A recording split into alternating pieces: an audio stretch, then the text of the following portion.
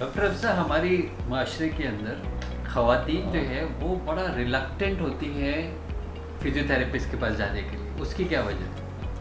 देखिए, ख़वातीन का ये है कि उनके लिए वो बैरियर आ जाता है। भाई, हमारे पास जो फिजियोथेरेपी की जो फील्ड थी ना, वो बेसिकली पहले मेल डोमिनेंट फील्ड उसको कहा जाता है। ठीक, हर आपको सेंटर में सिर्फ मेल थेरेपिस्ट मिलेंगे।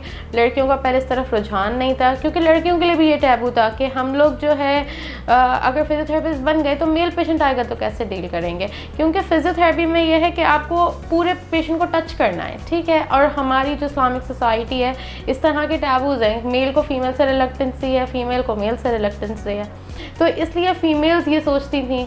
लेकिन जब लड़कियां इस फील्ड में आना शुरू हुई और उन्होंने देखा कि भाई फ़ीमेल डिपार्टमेंट अलग है, मेल डिपार्टमेंट अलग है, वो कंफर्ट लेवल जनरेट हुआ। तो अब ये है कि ख़वातीन भी फिजियोथेरेपिस्ट के पास जाने से नहीं कतराती।